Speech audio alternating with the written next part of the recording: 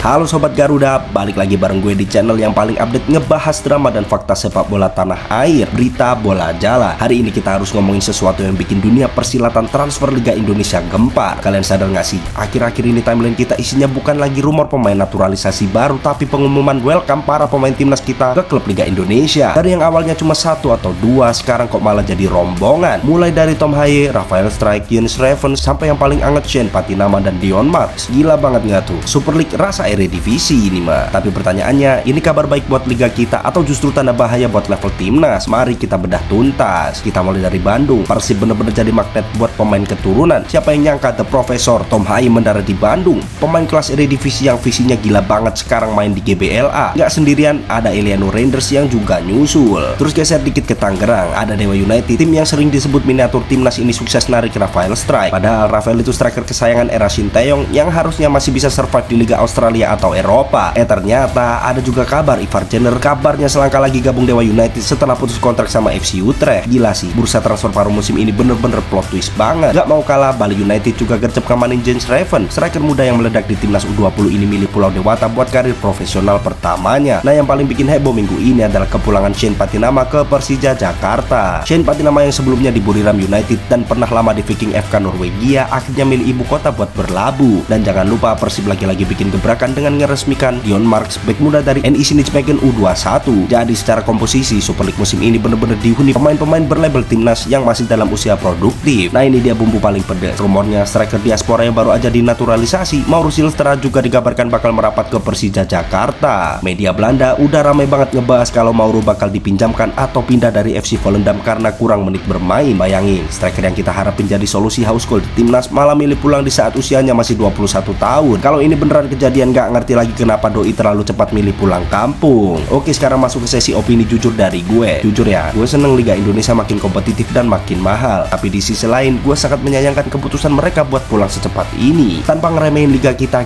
semua tahu kalau intensitas sepak bola Eropa itu beda kasta. Di sana mereka dipaksa buat punya work rate tinggi dan disiplin taktik yang ketat tiap minggu. Kalau di usia emas, apalagi yang masih 19 sampai 21 tahun kayak Jens Reven atau Dion Marks udah balik ke sini, pertanyaannya, apakah mereka bakal tetap berkembang atau justru stuck di zona nyaman? Main di Eropa meskipun di kasta kedua atau cadangan, mental mereka bakal jauh lebih terasa daripada jadi bintang besar di Liga Indonesia yang temponya masih sering slow-mo. Gue takutnya level mereka malah turun pas dipanggil timnas nanti. Akhir kata dari gua, kita tetap dukung keputusan mereka karena karir itu pilihan masing-masing. Tapi sebagai fans, kita cuma pengen lihat Garuda terbang lebih tinggi, dan salah satu caranya adalah dengan punya pemain yang bersaing di level tertinggi dunia. Gimana menurut kalian? Setuju nggak sih kalau mereka balik ke Indonesia sekarang, atau harusnya mereka tetap nguli di Eropa? Tulis pendapat kalian di kolom komentar. Jangan lupa like, share, dan subscribe biar nggak ketinggalan berita bola paling panas. Dan buat kalian yang pengen nonton bola gratis, bisa langsung klik link di bio gua. Sekian video gua kali ini, sampai jumpa di video berikutnya.